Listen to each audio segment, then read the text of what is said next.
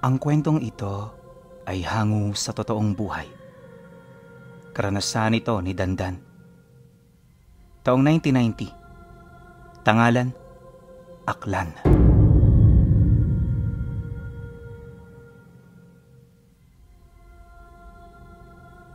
Noong mga panahong ito, nasa edad 30 anyos na itong si Dandan. Habal-habal siya noon sa kanilang lugar at kasalukuyan pang walang pamilya. Bibihira lang ang may motorsiklo sa kanila, kaya naman araw-araw, palaging puno ang kanyang bulsa. Ni hindi niya na noon naisipang magtrabaho, gawa ng ang kinikita niya rito ay sobra-sobra na sa kanyang pang-araw-araw. Dagdag pa niya na 5 biyahe lang ang kinakailangan niyang gawin, at kapag natapos na siya, pahinga niya na yon buong maghapon. Ang kaso minsan, may mga pagkakataong malayo-layo ang binabiyahe niya. Minsan tumatawid pa sila sa mga karatig lugar para lamang maihatid ang mga pasahero na sumasakay. At sa halos 3 taon niyang paghahabal-habal, wala naman siyang naranasang kakaiba. Kahit gabi nakakauwi siya ng maayos nang hindi nag-aalala para sa kaligtasan niya. Bagaman ligtas ang daan, may mangilan-ngilan sa mga naghahabal-habal ang nagsasabing mag-iingat siya. Kahit papano kasi, nag-aalala rin ang mga ito, lalo na kapag gabi na siya umuuwi. Oo, mabilis ang motorsiklo, pero ibang usapan na kapag may mga mananambang. Sa taon pa namang ito, usong-uso ang dukutan at patayan sa kanilang lugar. May mga taong naiulat noon na patungo sa lugar nila na hindi nakarating. Ordinaryo na rin na makakita ng bangkay sa may tabi ng daan, gawa ng ayon sa mga taga roon, isa umano ang kanilang lugar sa mga tapunan ng taong pinapatay. Kaya naman nakaugalian na ng mga taga-baryo na maging maingat, lalo na kapag papalubog na ang araw. Karamihan sa kanila, mas pinipiling manatili sa loob ng bahay kaysa naman gumala pa sa kung saan-saan. Pero para sa mga habal-habal na katulad ni Dandan, pagkakataon nila ito para kumita ng malaki. Madalas kasi sa kanilang mga nagiging parokyano, hapon lumalabas ng baryo. Ang problema, kahit maraming sasakyang dumaraan, napipilitan ang mga ito na maghabal-habal para mas mapadali. Maliban doon, hindi na rin nila kailangang tumawid-tawid ng mga sasakyan para lamang makauwi sa kanilang tahanan. Di naman araw-araw ganon ang sitwasyon, dahil tsambahan lang umano ito. Pero madalas siya ang nakakakuha ng ganoong parokyano dahil yung mga kasamahan niya medyo nag-aalangan kapag malayo ang paghahatiran. Kaya naman kapag ipinapasa yun sa kanya, siguradong paldo talaga pagka-uwi niya. At sa katagalan na ganon at ganon ang kanyang ginagawa, hindi niya may pagkakaila na nasanay na siya sa ganoong sitwasyon. Bukod kasi sa wala namang nangyayari, hindi likas sa kanya ang maniwala sa mga kwento ng kababalaghan. Kapag pinag-uusapan nila ito ng kanyang pamilya, tinatawanan lang niya yon, gawa ng para sa kanya isa itong malaking kalokohan.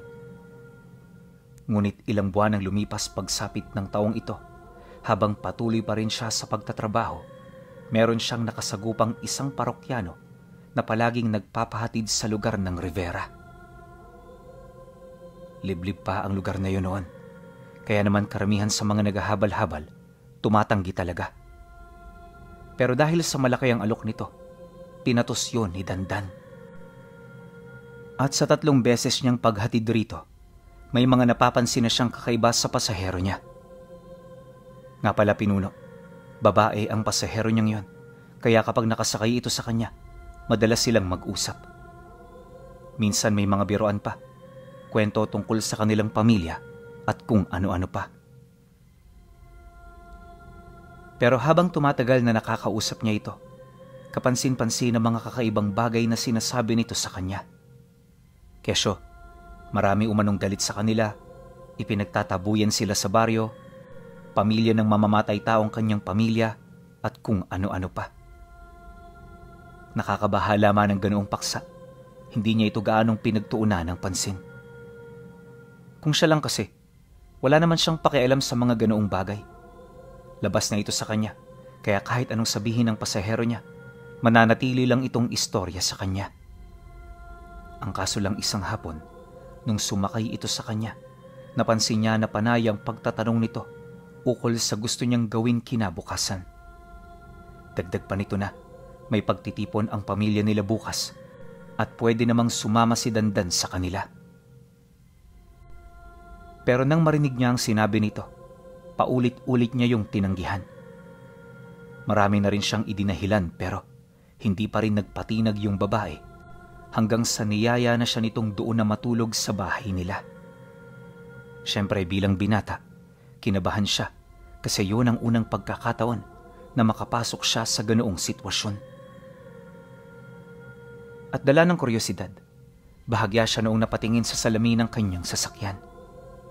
Pagsilay niya sa likurang bahagi, dito niya nakita ang kakaibang wangis ng babaeng nakasakay sa kanya.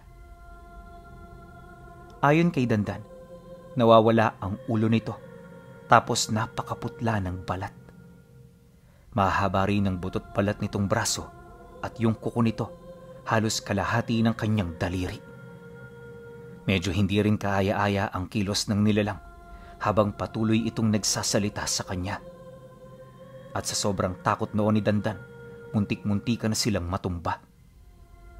Gayunpaman, para hindi ito magduda, ipinagpatuloy lang niya ang pagpatay mali siya kahit ihing-ihi na siya buhat sa mga nakita niya.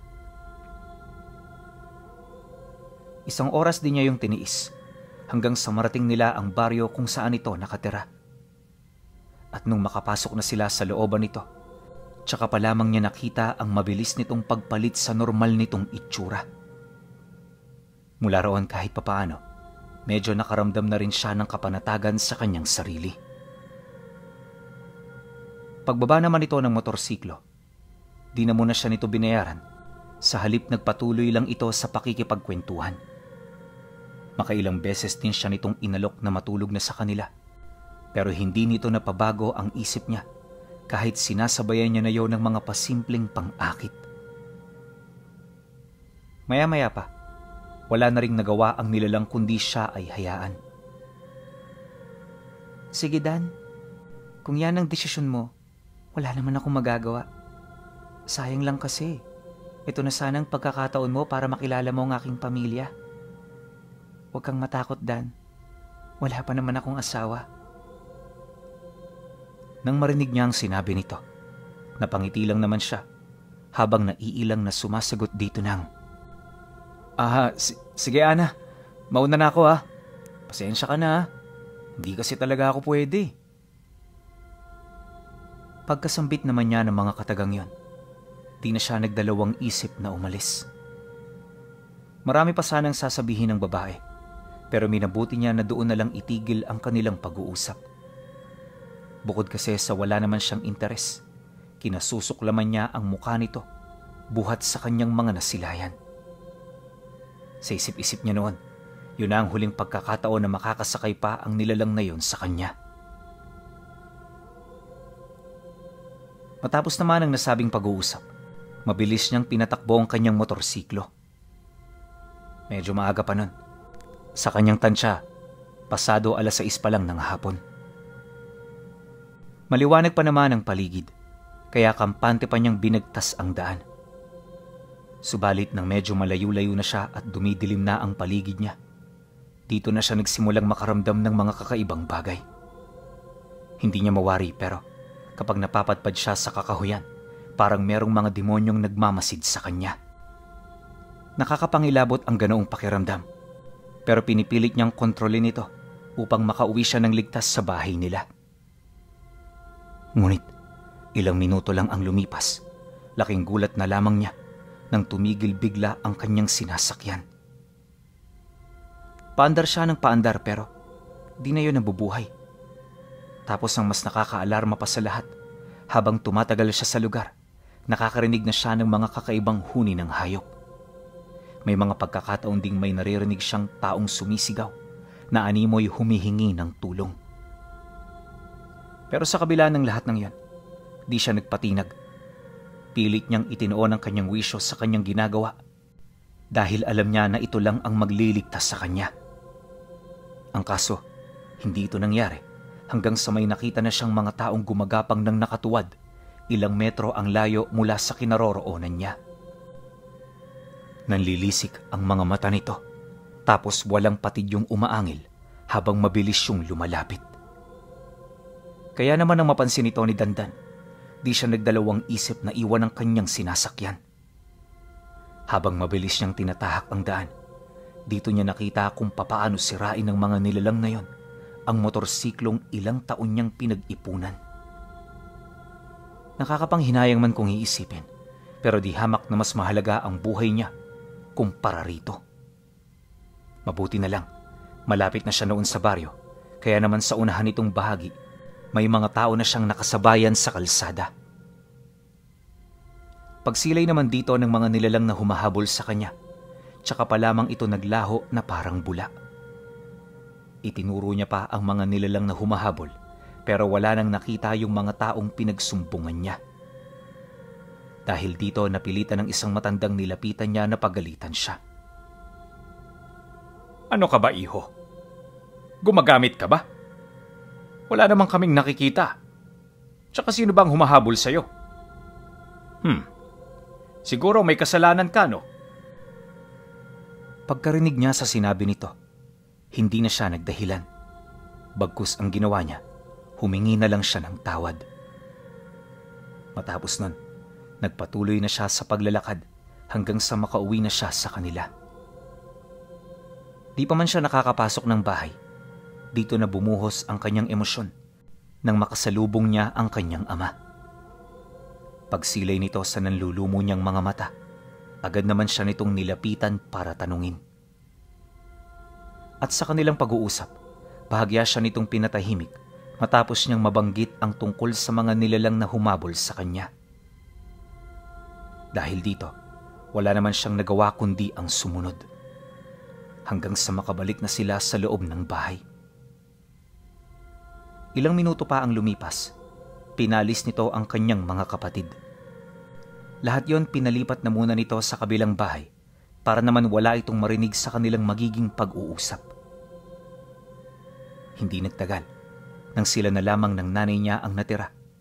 Dito na siya nito tinanong ukol sa mga nasilayan niya. Nagbahagi rin ito ng mga kwento ukol dito, kalakip ng mga kaakibat nitong panganib sa sandali na maabutan siya nito. Ayon pa sa kanyang ama, wala na silang gaanong naririnig na istorya ukol sa mga ganoong nilalang, kaya yung nangyari sa kanya, medyo palaisipan. Mariin din itong inilahad na magmula sa araw na yon, iwasan na muna niyang magpagabi sa kanyang trabaho. Tandaan mo, anak, hindi matutumbasan ng kahit na anong bagay ang ating buhay. Bilib din ako sa mga sinabi mo. Alam mo, hindi ko talaga inaasahan na iiwan mo ang motor mong halos naging parte na ng buhay mo. Nang marinig niya ang sinabi nito, humalakhak lang naman siya habang sumasagot dito ng, kahit naman ho siguro sino tay, yun ang gagawin eh. Nung hinahabol nga ako ng mga yun, di ko na naisip pa ang motor ko. Basta ang ginawa ko, iligtas ang buhay ko. Dahil sa kanyang sinabi, wala nang naisagot ang kanyang ama. At sa halip na pag-usapan pa nila ang tungkol dito, minabuti na lamang nilang magpahinga.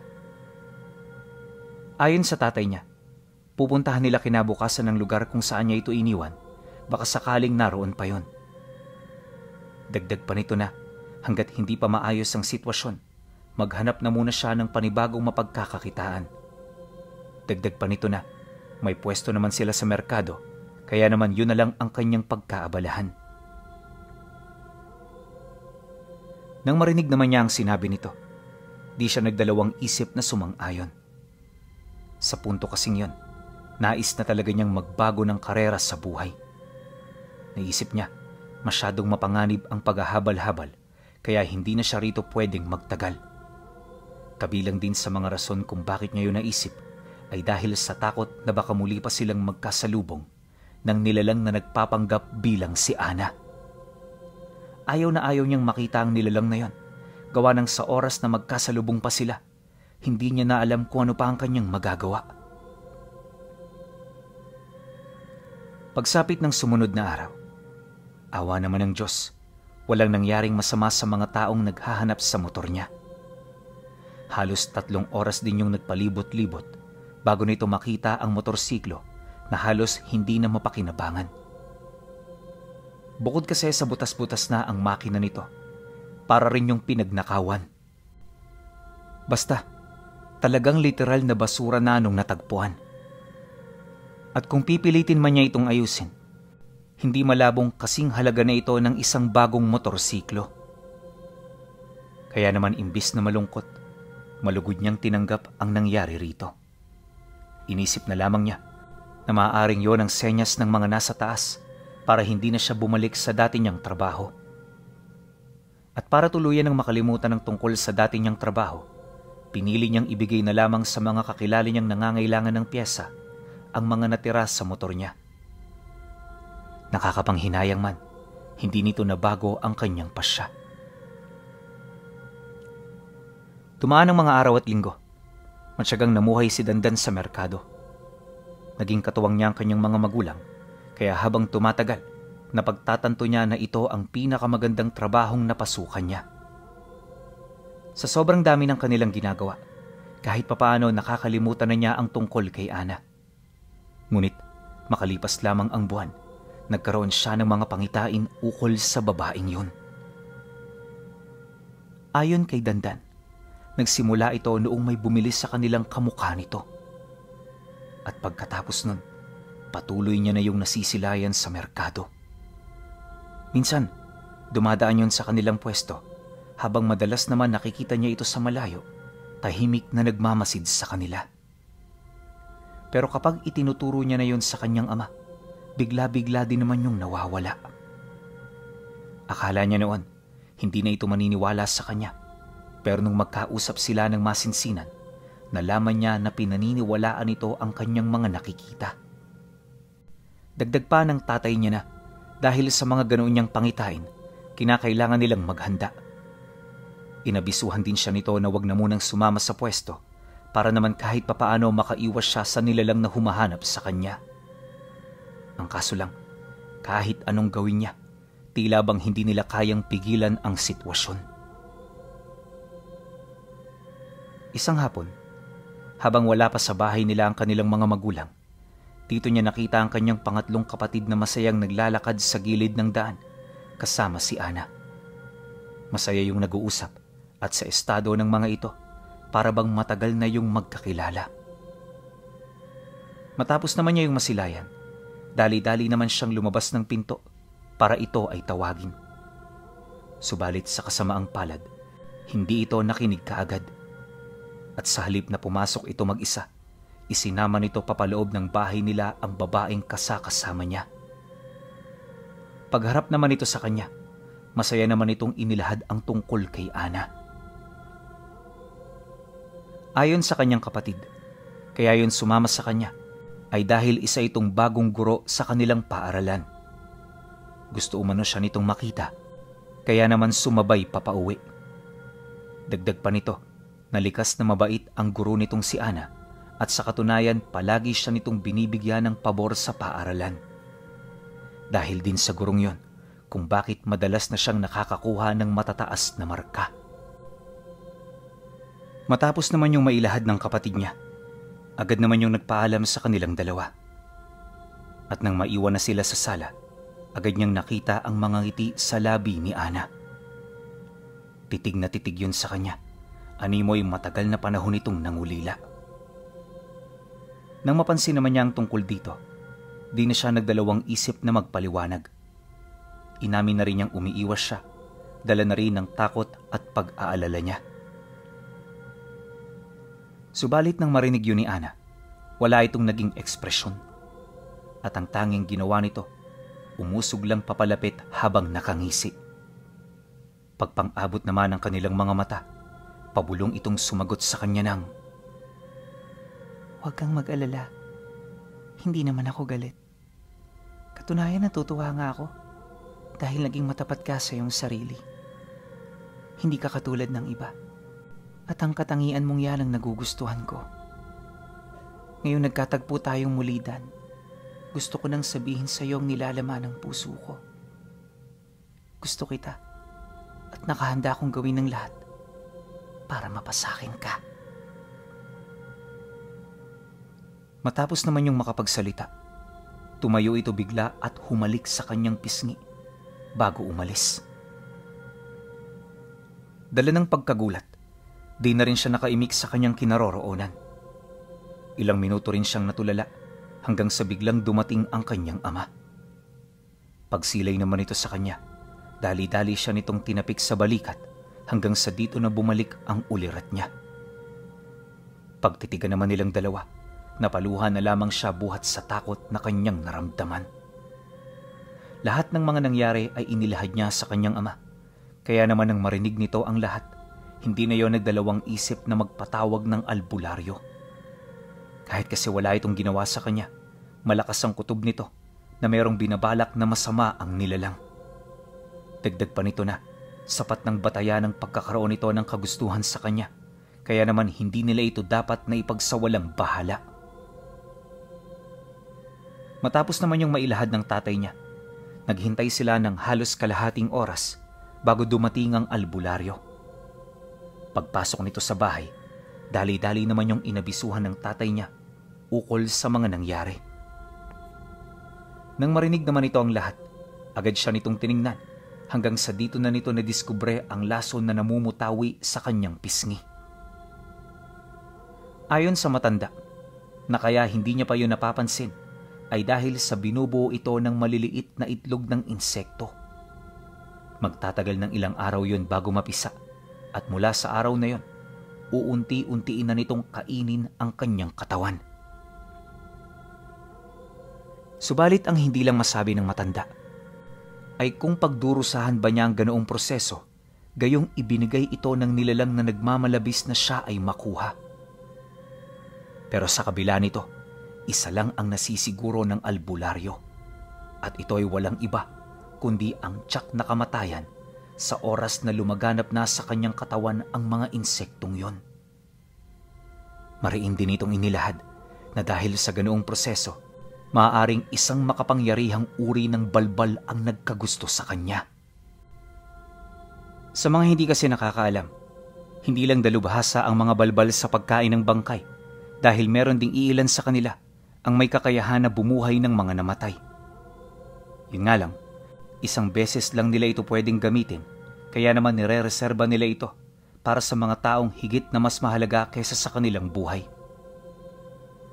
Kung ito nga ang nilalang na gumagambala sa kanya, hindi malabong patayin muna siya nito bago sila magkaisa. Nang marinig naman yun ni Dandan, medyo nakaramdam siya ng pagkabahala kasi noon pa man, natatakot na talaga siyang mamatay. At sa pagpapatuloy ng kanilang pag-uusap, dito inilahad ng albularyo sa kanya ang mga posibleng mangyari. Makinig ka. Base sa mga kwento mo, mukhang ganito nga ang pwedeng mangyari sa'yo. Kung ako sa'yo, Dandan, puntahan mo ang babaeng ito at sa ganoong paraan magkausap kayo ng maayos. Siya lang ang may kapangyarihang mag-alis ng sumpang yan. Kaya naman siya lang din ang nag-iisa mong pag-asa kung gusto mong humaba pa ang buhay mo. Dagdag pa nito na, meron lamang siyang 3 araw para maayos niya ang kanyang problema. Nang marinig niya ang sinabi nito, takot at pangamba ang bumalot sa isip niya. Hindi niya mawari kung paano niya ito sisimulan, lalo pat maraming bagay ang pwedeng mangyari. Ayon sa kanya, na kung magkataong pagkain ng turing nito sa kanya, hindi malabong mas pumanaw siya ng maaga. Naniniwala rin siya na magagamot siya ng albularyo kung susubukan lang nito. Dahil sa ganoong kaisipan, kung kaya't nagkaroon sila ng argumento, hanggang sa dito na siya nito makumbinsi. Kahit ano kasi ang pagdadahilan niya, hindi niya kayang baguhin ang pasya nito. Nabanggit din ng albularyo sa kanya na habang nagtatalo silang dalawa, mas lalo lang niyang pinapalaki ang sitwasyon na kinakaharap niya. Mariin din itong inilahad na nasa kanya kung maniniwala siya o hindi. Bali-balik ta rin man ang mundo, siya ang babalikan nito kung sakali mang pinili niyang magpabaya sa lahat ng payo na kanyang narinig. Bahala ka sa pasya mo. Basta ako pinapayuhan na kita sa mga gagawin mo. At kahit maglibot ka rito sa ating lugar, lumapit sa mga manggagamot na kilala mo, pare-pareho lang ang aming magiging sagot sa iyo. Kailan mo ba maunawaan na hindi lahat ng sumpa kaya naming malunasan? Oh, may mga piling taong nakakagawa niyan, pero bibilang sila sa ating mga daliri. Napakahirap din nilang hanapin at base sa oras na meron ka, hindi ka magtatagumpay kung pipiliin mong hanapin sila. Suntok sa buwan ang plano mong yan. Kaya sa ayaw at sa gusto mo, ang plano ko ang may pinakamataas na tsansa na ikaw ay makaligtas. Matapos nitong makapag-wika, umalis na rin ito. Kaya naman itong si Dandan, naiwan sa loob ng bahay nila, maiging pinag-iisipan ng mga bagay na kanyang gagawin. Kinabukasan, kahit labag sa kanyang loob, nagpasama siya sa kaibigan niyang naghahabal-habal patungo sa lugar nila Ana. Kung saan niya yun dati iniwan, doon siya bumaba sa paniniwalang nasa malapit lang ang bahay nito. At kagaya ng inaasahan, hindi nga siya nagkamali. Pagdating niya sa isang malaking bahay, bumungad sa kanya si Ana at ang mga personal nitong kasambahay. May mga manggagawa rin nitong kasabayan na animoy tutungo sa kanilang lupain. At sa kanilang paglalakad, dito niya nalaman kung gaano kayaman ang pamilya nito. Malawak din ang impluwensya nila at marami silang mga kakilala na nakakalat sa iba't ibang lugar. Dagdag pa nito na, hindi nito balak na maging guro, pero dahil sa pagmamalabis nito na maging kaisa siya, gumawa ito ng paraan para mas mapalapit sa kanya. Inamin din ito na totoo ang mga nalaman niya sa albularyo dahil sa yun lang umano ang paraan upang siya ay mapabilang sa kanilang pamilya. Dagdag pa nito na, marami man ang magiging tutol sa kanilang pagsasama, kaharapin niya yon ng walang pag-aalinlangan. Matapos naman yung marinig ni Dandan, agad niyang ipinagtapat sa babae ang kanyang pakay. Nang marinig naman ito ang kanyang sinabi, bigla naman yung napayoko at paunti-unting nawala ng ganang makipag-usap. Ilang minuto pa ang lumipas, muli itong napatingin sa kanya habang inilalahad ang sagot nito sa kanyang mga sinabi. Pag-iisipan ko ang mga sinabi mo, pero sa ngayon, mas maganda na kaharapin mo na muna ang pamilya ko. Pangako, Dan, kapag nakumbinsi mo ko, palalayain kita ng bukal sa puso ko. Matapos naman itong makapagwika, nagpatuloy na sila sa paglalakad. Pagpasok nila sa loob ng bahay, bumungad sa kanya ang 7 nakakatanda nitong kapatid. Lahat yon masama ang tingin sa kanya at kahit hindi ito umiimik, ramdam niya na parang gusto siya nitong lapain. Gayunpaman sa kabila nito, di niya yun gaanong pinagtuunan ng pansin. Pag-upo naman niya sa harapan ng hapagkainan, dahan-dahan siyang inabutan ng pagkain ng mga kasambahay. Subalit lahat ng iniabot sa kanya, hindi niya nilantakan. Bastos na kung bastos, ang mahalaga hindi niya kainin ang mga pagkain ng aswang. Nang mapansin naman yun ng mga kapatid nito, doon na yun umalma. Pagtitig naman ng mga ito sa kanya, agad naman niyang naramdaman ang tila bang panunubok nito na nakawin ang ulirat niya. Mabuti na lang, bago pa man yun nangyari, naharang na ito ni Ana, pumagitna na rin ng mga magulang nito, kaya naman tinantanan na siya ng mga ito. Pagsapit ng gabi, dito niya naranasan ang buhay ng mga matataas na uri ng balbal. Ayon sa kanya, isinama siya ng mga ito patungo sa sementeryo para kumuha ng mga sariwang bangkay. At karamihan sa mga bangkay na yon, kung hindi mga pumanaw na albularyo, mga taong nakagawa ng matinding kasalanan nung ito ay nabubuhay pa. Dagdag pa niya na, Malayo ang lugar na pupuntahan nila. At kaya yun naging posible ay dahil sa bilis lumipad ng mga balbal. Nabanggit din niya na sa dami umano ng lahing may kaugnayan dito, pawang yon ang uri ng mga balbal na merong kakayahang lumiban. At maliban sa ganoong abilidad, marami pa itong espesyal na kakayahan na halos ikinamangha niya nung nakita niya ito. Dahil sa ganoong pangyayari, hindi niya maiwasang maghangad ng kapangyarihan. At habang tumatagal siya sa lugar na yon, tila bang unti-unti na rin niyang tinatanggap ang naging alok sa kanya ni Ana. Bago pumanaw si Dandan Pinuno, nakabalik pa siya sa pamamahay nila para ilahad ang lahat ng nangyari at mangyayari sa buhay niya. Ikinalungkot man yon ng kanyang pamilya, buong puso nitong ginalang ang desisyon niya. At sa paglisa ni Dandan sa kanilang lugar, kailan may hindi na ito nakita pa ng kanyang mga magulang. Palaisipan man para sa kanyang pamilya ang mga sumunod na nangyari sa kanya. Alam ng mga ito na masaya na siyang namumuhay kasama ang asawa niyang isang mataas na uri ng balbal na merong puro at totoo na delikadong pag-ibig ni Ana.